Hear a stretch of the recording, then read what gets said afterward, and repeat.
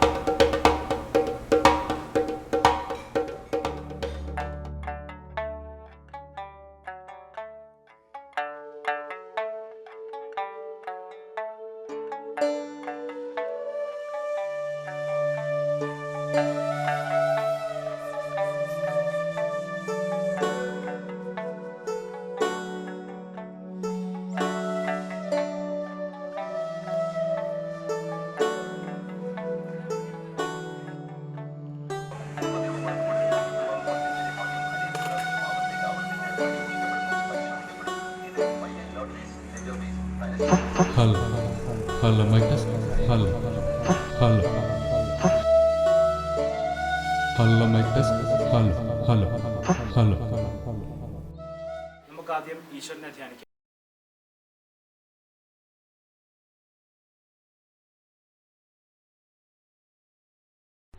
ഗുരുജനങ്ങളെ, പ്രിയപ്പെട്ട സംഘാടകരെ, അന്നപ്രാശാദികൾ വെടിഞ്ഞ് നരജന്മം ആത്മസാക്ഷാത്കാരത്തിലേക്ക് എത്തിക്കുന്നതിനുള്ള മാർഗങ്ങളിലൊന്നാണ് ചാന്ദ്രഖണ്ഡത്തിലെ 11ാമത്തെ ദിവസമായ ഏകാദശിയിൽ അനുഷ്ഠിക്കുന്ന ഉപവാസം.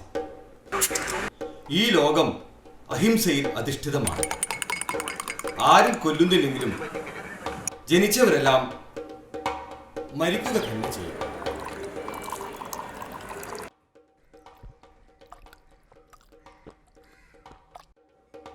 അതുകൊണ്ട് സൃഷ്ടിയുടെ ലക്ഷ്യം ഹിംസയല്ല. മനുഷ്യന്റെ ഉപയോഗത്തിനായി കൊല്ലാനും തിന്നാനുമാണ് മൃഗങ്ങൾ സൃഷ്ടിക്കപ്പെട്ടതെങ്കിൽ സിംഹം, കടുവ, പുലി മുതലായ ഹിംസമൃഗങ്ങൾക്ക് മനുഷ്യരെ ഭക്ഷിക്കാമെന്നും മനുഷ്യൻ സൃഷ്ടിക്കപ്പെട്ടത് അവയുടെ ഭക്ഷണത്തിനാണെന്നും സമ്മതിക്കേണ്ടി വരും. സിംഹത്തെ പോലെ മൃഗങ്ങൾ പച്ച മാംസം ഭക്ഷിക്കുന്നു. അവയെ സംബന്ധിച്ചിടത്തോളം അത് സ്വാഭാവികമാണ്. എന്നാൽ മനുഷ്യൻ ഭക്ഷണം തയ്യാറാക്കുന്നത് പലതരം വ്യഞ്ജനങ്ങൾ ചേർത്ത് വേവിച്ചാണ്.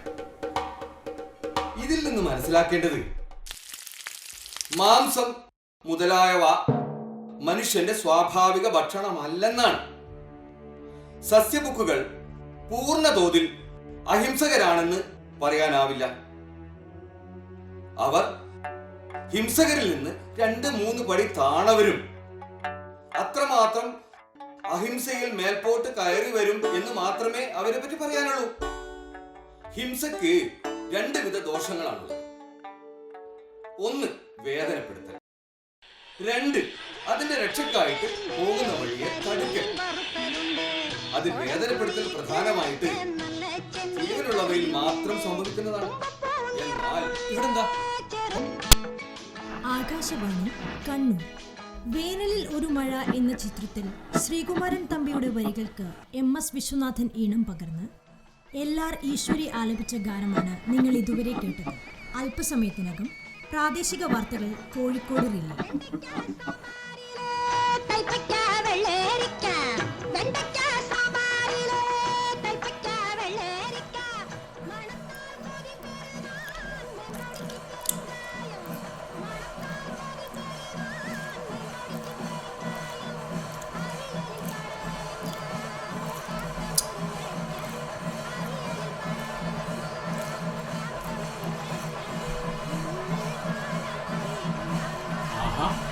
ഇതാ പരിപാടി.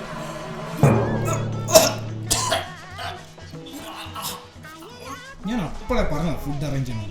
ഫുഡ് കഴിക്കണമെന്നുള്ള ഒറ്റ കുഴപ്പം മാത്രമേ ഉള്ളൂ. കഴിഞ്ഞ പരിപാടി കുറിച്ച് പൈസ എന്ത് മനുഷ്യൻ മരണപ്രാളം കാണിക്കുമ്പോ നിങ്ങളുടെ കഴിഞ്ഞ ബി ഫെസ്റ്റിന്റെ കുമ്മ വിവരം ഞാൻ നോട്ടീസ് അടിക്കണം. ഈ ആശയവും ആദർശവും അല്ല ആമാശയത്തിന് മുമ്പിൽ വരും തീട്ടം തീട്ടം. ഓ പിന്നെ വിശന്ന് കിടന്നിട്ടല്ലേ ഈ കോലം. ചേട്ടൻ പേടിക്കണ്ട ചേട്ടാ, ഇവൻ എന്റെ കാര്യം. ഓട്ടോ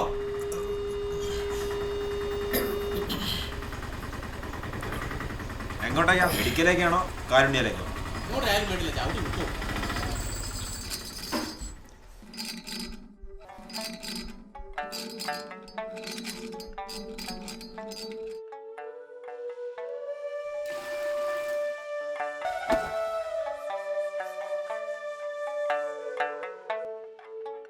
ചേട്ടോ ചേട്ടാ വെള്ളം പോരുവാ? അല്ലടാ മീൻ പിടിക്കാം. എന്താ കൂടുന്നോ? അപ്പൊ ഞങ്ങളൊന്ന് പോയേക്കുവാ. ഒരു 9 മണി കഴിയുമ്പോ ചേട്ടൻ എത്തിയേക്കണം. അല്ല ഞാൻ വരണോ? എന്താ ചേട്ടാ ഇത്? നാളെ നമ്മുടെ നാടും പുരോഗമിക്കും. വടക്ക് പോലെയാവും ഇവിടെ. അതിന് ഇതൊക്കെ കൂടിയേ പറ്റൂ. ആ സമയമാകുമ്പോ നമുക്കധികം ഉപേക്ഷിച്ചാ പോരെ? നല്ല നേര്. ചേട്ടോ ദേ ഇങ്ങോട്ട് നോക്കിയേ. ഞങ്ങൾ തന്നെ എങ്ങനെയാ പിടിച്ചേക്കുന്നത് പറയാൻ പറ്റുമോ? ഇവരെ സമ്മതിക്കണടാ. വീട്ടിലുള്ളവരുടെ ഇഷ്ടമല്ലേ എല്ലാം. ചേട്ടൻ വന്നാ മതി, ബാക്കി തർക്കമൊക്കെ പിന്നെ ആവും. സ്വാമിജി ഉണ്ടല്ലോ, ദിവസം മുഴുവൻ നിന്ന് പ്രസംഗിക്കും. ക്ഷീണമില്ല, മടുപ്പുമില്ല. ആ പ്രസംഗം കേട്ട് കഴിഞ്ഞതോടെ ചേട്ടന്റെ എല്ലാ സംശയവും തീരും, കാര്യത്തിൽ തീരുമാനം ആവും. എന്ത് തീരുമാനം? ചേട്ടന്റെ ഈ ആശങ്കയൊക്കെ തീരുമെന്ന് ഉദ്ദേശിച്ച്. ഓ, അദ്ദേഹത്തെ പോലെയാണോ നമ്മൾ സാധാരണക്കാര്? ആ ഏതായാലും നമുക്ക് പിന്നീടൊന്ന് വിശദമായിട്ട് ഇരിക്കാം. ഇപ്പൊ ഞങ്ങൾ ഇറങ്ങുമോ? നിങ്ങൾ വിട്ടോ, ഞാനും എത്തിയേക്കാം. ചേട്ടനെ എത്തിയേക്കണം, ആളെണ്ണം വേണ്ടതാ. അച്ഛാ, ഉത്തർപ്രദേശിലെ അങ്ങേരുടെ വീട്ടിൽ നിന്ന് പിടിച്ചത് ആട്ടിറച്ചിയായിരുന്നോ മാട്ടിറച്ചിയായിരുന്നോ? ഇന്നാളത്തെ വാർത്തയിൽ ആട്ടിറച്ചി എന്നായിരുന്നു. ഇപ്പോ ഡൽഹിയിലെ പരിശോധനയിൽ മാട്ടിറച്ചിയായി. അവിടെ ആട്ടിറച്ചി എന്നും മാട്ടിറച്ചി എന്നൊക്കെ പറയുമ്പോ ഇവർ പറയുന്ന പശുവിറച്ചി എവിടെയാണാവോ? ഇറച്ചി കഴിച്ചാ നമ്മൾ വേഗം മരിക്കും അച്ഛാ. ഇറച്ചി കഴിച്ചാലില്ലെങ്കിലും നമ്മളെല്ലാം മരിക്കുമ്പോൾ ഒരു കാരണമില്ലേ മറ്റൊരു കാരണത്താൽ. അതാ ലോകസത്യം. ഇപ്പൊ തന്നെ അയാളെ തല്ലിക്കൊന്ന രവീഷ് സിസോദി തന്നെ ഇളം പ്രായത്തിലല്ലേ മരിച്ചത്? മാട്ടിറച്ചി സമരത്തിൽ ആണ്ടിറങ്ങുന്നതിനിടെ. പാവം, സ്വന്തം ആരോഗ്യം നില നോക്കിയില്ല. വരുമ്പോ കറിവക്കാരെന്തെങ്കിലും മേടിച്ചോണേ. പിള്ളേർ ഇന്നലെ ചോറ് ബാക്കിയാക്കുമായിരുന്നു. മോളെ, ഈ പത്രം എടുത്തോളെ.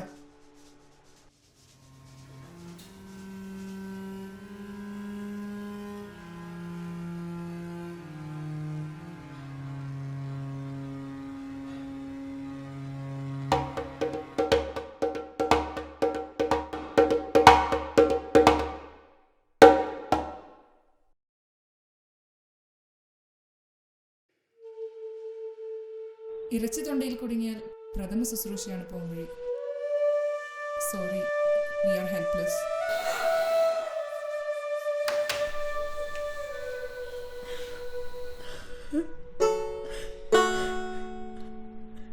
കഴിച്ചിട്ട് പോയാൽ മതി. പറഞ്ഞായിരുന്നു.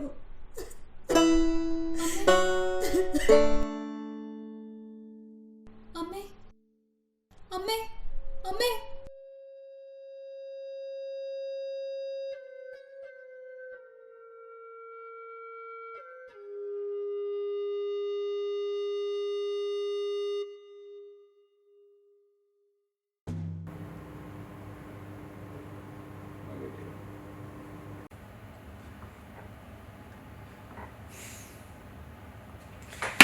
What the hell it is? Cut it! Cut it! Cut it! Cut it! Cut it!